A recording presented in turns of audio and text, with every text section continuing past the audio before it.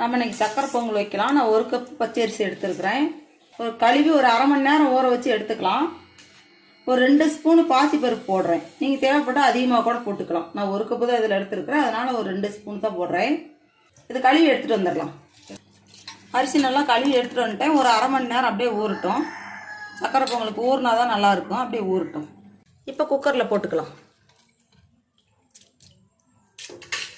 அரை மணி நேரம் ஊற வச்சுருக்கேன், நல்லா ஊறிடுச்சு. இப்போ நம்ம குக்கரில் எடுத்து போட்டுடலாம்.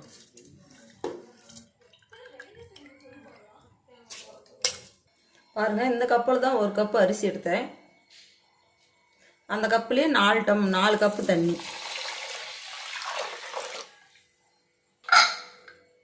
இப்போ நம்ம குக்கரை மூடி ஒரு 5 விசில் விட்டுறலாம். 5 விசில் விட்டோமா சாப்பாடு குழஞ்சி வந்துடும்.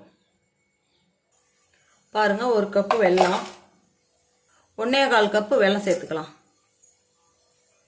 1.25 கப்பு வெல்லத்துக்கு பாருங்கள் ஒரு 1/4 கப்பு தான் தண்ணி. 1/4 கப்பு கூட கம்மி தான். இந்த வெல்லத்தை கரைச்சி எடுத்துக்கலாம். பாகுபதமெல்லாம் எதுவும் தேவையில்லை, கரைச்சி எடுத்துக்கலாம். பாருங்கள், வெல்லம் கரைஞ்சிருச்சு. இப்போ நாம் எடுத்து வெல்லம் வடிகட்டிக்கலாம். பாருங்கள், விசில் விழுந்துருச்சு. இப்போ எடுத்து பார்க்கலாம். நெய் 1 ஸ்பூன் விட்டுக்கலாம். பாருங்கள், எல்லாம் குழஞ்சி வந்துருச்சு சாதமெல்லாம். இப்படி கையில் வச்சு இந்த கரண்டி எடுத்து இப்படி மசிச்சு விட்டுக்கணும். இப்படி நெய் விட்டு எடுத்து விடும்போது சாப்பிட்றதுக்கு பொங்கல் நல்லா டேஸ்ட்டாக இருக்கும். அதனால தான் இப்படி கரண்டியில் அழுத்தம் கொடுக்கறதுக்கு முன்னாடியே 1 ஸ்பூன் நெய் விடுறது. வெல்லம் கரைச்சல போட்டுடலாம் அதில் பொங்கலில்.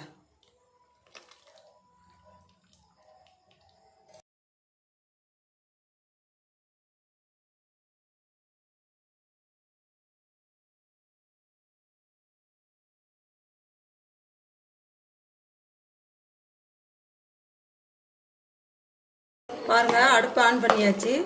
இப்போ நம்ம வெல்லம் கரைச்சல எல்லாம் நல்லா கலந்து விட்டுடலாம்.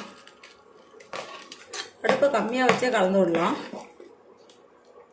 இன்னும் 1 ஸ்பூன் நெய் விட்டுக்கலாம்.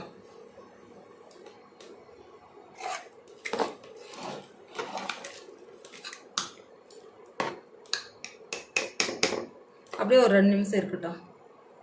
பொங்கல் பாருங்கள் ரெடி ஆயிடுச்சு. இப்போ இதை எடுத்து வச்சுட்டு முந்திரி திராட்சை தாளித்து எடுத்து கொட்டிடலாம்.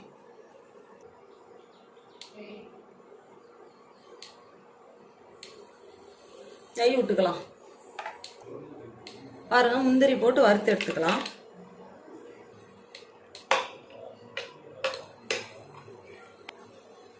பாருங்கள், முந்திரியெல்லாம் செவந்து வந்துருச்சு. இப்போ திராட்சையை போட்டுடலாம்.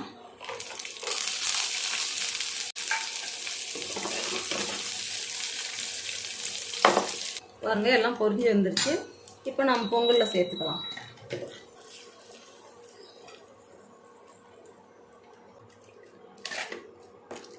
நான் செஞ்சது போலே செய்யுங்க. பாரு, கரெக்டாக இருக்கும் தண்ணி அளவெல்லாம். அது போலே வச்சு செய்யுங்க. சூப்பராக இருக்கும் சாப்பிட்றதுக்கு பொங்கல்.